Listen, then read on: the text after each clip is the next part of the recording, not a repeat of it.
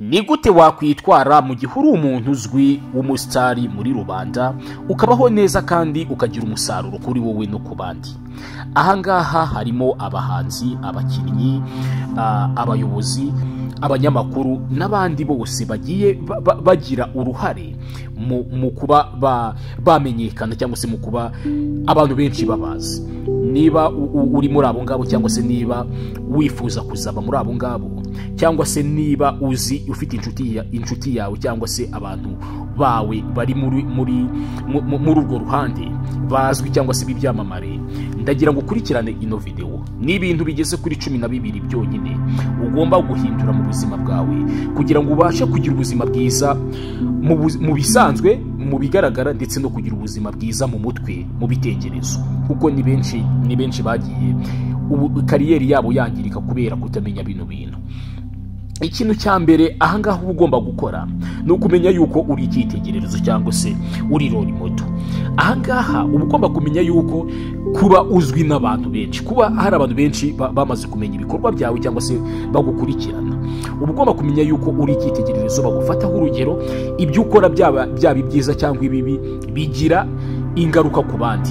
Ushobora gusanga uri gukora ikintu kibi, wenda se uri mu biyobyabwenge, uri mu businzi, hari abana batoya bakurebera bagufatiraho urugero, bazajya muri izo ngeso kubera ko babonye koko wewe icyamamare, bafatiraho icyitegererezo, uri nka role model wabo, nawe ibyo bintu wabigiyemo. Niyo mpamvu uba ugomba kwibungesera mu buryo ugaragara no mu buryo uba w'influencing abandi, ukamenya yuko uri role model w'abantu benshi, waba ubizi cyangwa se utabizi. Upfa kubuzi yuko wowe wamaze kumenyekana cyangwa se hari abantu benshi bakuzi. Icyo ni icya mbere. Ikintu cya kabiri ni ukugira imyitwarire yuje ubumuntu. Ahangaha haba harimo kwicisha bugufi, ukamenya yuko nubwo wamamaye ariko atari iherezo ry'ubuzima. Igihe gishobora kugera ukaba ya hiti ufite cyangwa se rya zina ufite ryarangira, ukamenya yuko uri umuntu. Ahangaha biba bisaba kwicisha bugufi ku buryo nyine abaje bakugana bose ubakira wumva yuko nyine uri umuntu w'abantu, ntabwo uba ukiri umuntu wawe wenyine. Uba ugomba kuba uri umuntu w'abantu, ufite ubumuntu muri wowe, ukunda abantu, kuko abantu iyo bakunda n'ibyo ukora barabikunda, kandi nawe ni ikintu kigufasha cyane muri kariyeri yawe. Ikintu cya gatatu ni ukugira itumanaho rihagije kandi ryubaka. Ahangaha uba ugomba gukurikirana ukamenya ni ayahe makuru ari kuvugwa hirya no hino, ugakurikirana kuri za YouTube, Instagram, Facebook, Twitter n'izindi mbuga nkoranyambaga. Ukamenya se nibiye bitaramo biri kuba, ukamenya ni igiki kiri kuvugwa cyane aka kanya mu itangazamakuru. Ibyo ngibyo uba ugomba kubimenya, ukaba ushobora no gusubiza ibyakuvuzweho. Niba hari umuntu wenda wakwatatse arimo kukuvugaho nabi, ukaba ugomba kubimenya. Ibyo ngibyo uba ugomba kubikurikirana ukabimenya, ukaba ufite timu yawe ishobora kubigukurikiranira cyangwa se nawe ukabyikurikiranira, biterwa n'urwego ugezeho. Ariko uba ugomba gukurikirana, kandi mu gusubiza kwawe cyangwa se niba hari ibintu byakuvuzweho ukabisubiza mu kinyabupfura, kuko haba harimo abantu bagukunda bari bubibone, nyine ugasubiza mu mvugo yubaha. Noneho ikindi kintu cya kane, tugeze ku kintu cya kane, ni ibintu bigeze kuri 12, ni ukwita ku isura yawe mu bantu. Ahangaha nyine uba ugomba kugaragara neza. Nibyo abantu abasitari benshi iki kintu muragikora, ni ikintu cyiza, ugomba kugaragara neza. Icyo ni icya mbere. Ikindi ukaba utangiza isura yawe, apana kumva wenda ngo umuhanzi kanaka yanywereye aha hantu ariko yabuze amafaranga yo kwishyura, cyangwa se umuhanzi kanaka yateye abakobwa inda bataruzuza imyaka, arimo kwihakana abana. Ibintu nk'ibyo nyine bishobora kukwangiriza isura. Uba ugomba kubigendera kure. Ni ikintu cy'ingenzi ahangaha uba ugomba gukora, kuko izina ryawe ubundi, iyo ufite izina rimaze kumenyekana, iyo uryitayeho rihindura ubuzima bwawe. Izina rifite indangagaciro. Ariko iyo izina ryawe ryangiritse, nawe ubwawe bishobora kugusenya, aho uzasanga izina ryawe kuba ryangiritse aribwo n'ibikorwa byawe biri kugenda bitakaza agaciro, kubera ko wananiwe kurinda izina ryawe mu bantu. Ikintu cya gatanu ni ukumenya gufata icyemezo mu mvururu. ni ukuvuga ngo niba hari nka saga yakubayeho, niba cyangwa se hari amakimbirane ari kuba, uba ugomba gufata icyemezo kandi ukaza ukabisobanurira abantu. Ntabwo ari byiza kugenda ngo uceceke abantu bayoberwe ni iki kiri kuba kandi uri umuntu wamaze kumenyekana cyangwa se uri umusitari. Uba ugomba gusobanura. niko abahanga banditse, kandi ni ibintu biba byarakorewe ubushakashatsi, byaremejwe n'abanyabwenge. Noneho ikintu cya gatandatu uba ugomba gukora ni ukugira umurongo ngenderwaho. Ahangaha niba wenda uri mu gisata cyo kuba uri umuhanzi w'indirimbo, ukamenya nyine uwo murongo wawe. Apana kuvuga ngo uyu munsi uri umuhanzi, ejo wagiye kubaka, ejo bundi wagiye kuba DJ. Oya, uba ugomba kumenya umurongo wawe ngenderwaho, kuko ibi ngibi bigufasha kutajarajara ngo ugendere mu kavuyo, noneho uzasange na wa murimo ushoboye, niba wenda uri umuhanzi w'indirimbo utawushoboye. N'urugero, niba uri umukinnyi wa football, ugomba gufokasinga kuri uwo mukino, ukaba professional muri iyo side urimo. Uba ugomba kugira umurongo ngenderwaho, bigufasha gushyira ubuzima bwawe ahantu hamwe, kandi bikagufasha kuba wagera kure muri kariyeri yawe. Noneho ikintu cya karindwi uba ugomba gukora, uba ugomba kugira ubufatanye n'abandi. Ahangaha nta kintu uzabasha kugeraho udafite ubufatanye n'abandi. Ugomba kumvikana na timu yawe, kumvikana na manager wawe, kandi n'abahanzi bagenzi bawe, cyangwa se nabo muri kumwe. Niba uri umunyamakuru, abanyamakuru bagenzi bawe, ntabwo ari byiza ngo ube uri nyamwigendaho kandi ufite kariyeri urimo. Uba ugomba kugirana imikoranire n'abandi bose bari muri kariyeri zitandukanye, birabareba bino bintu. Uba ugomba kugira imikoranire myiza yawe hagati yawe n'abandi.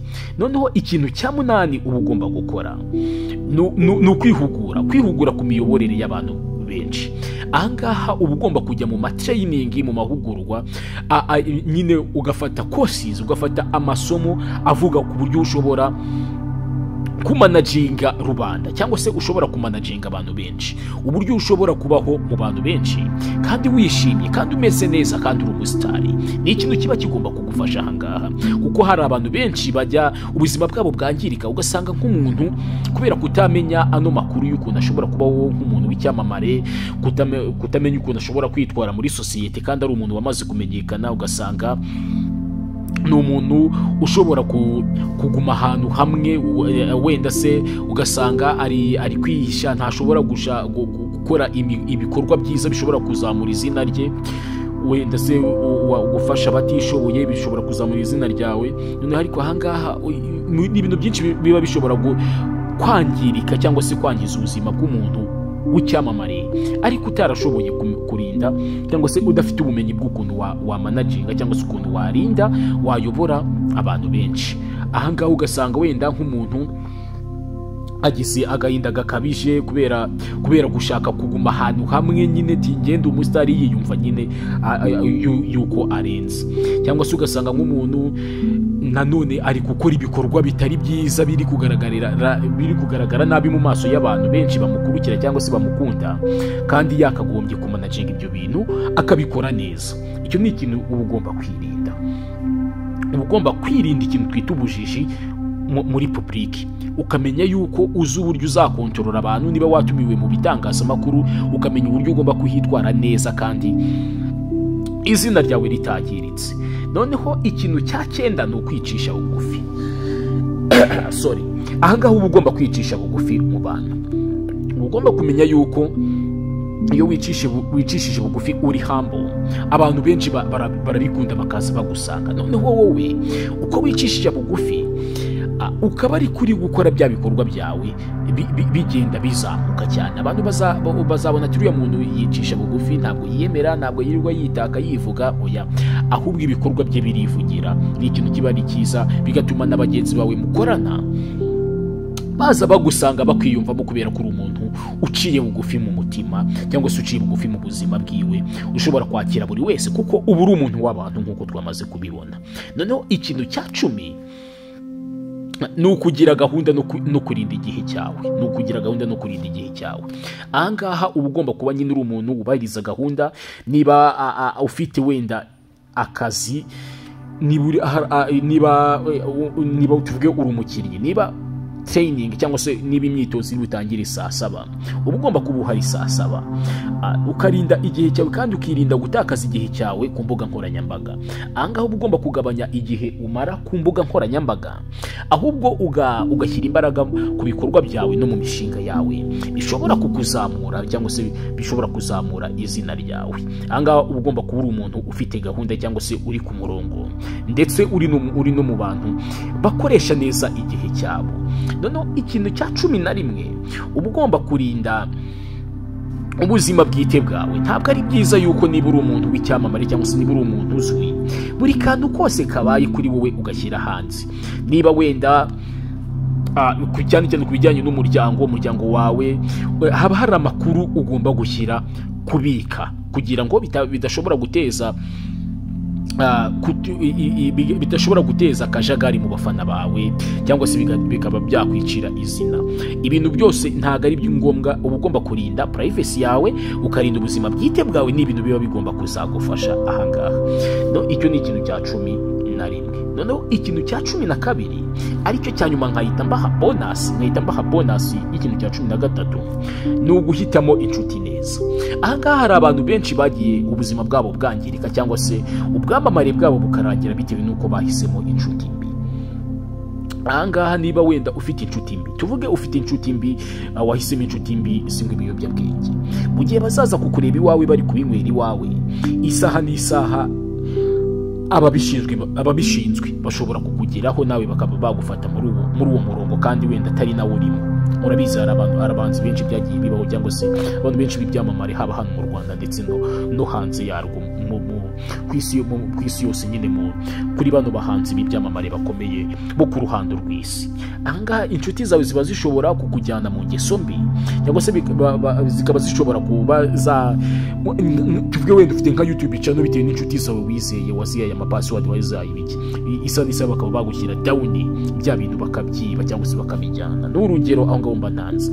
Ariko ahangaha niba uri umuntu w'icyamamare cyangwa se uri umuntu uri muri uwo murongo wo kuba ugomba kumenyekana mu bantu, uba ugomba kurinda inshuti mbi mu buzima bwawe, ahubwo ukagerageza gushaka inshuti nziza zo kwizerwa, nizo zikugira inama zikagufasha no mu mahitamo ukora y'ubuzima bwawe na plan zawe, n'ibintu bigenda bigufasha cyane.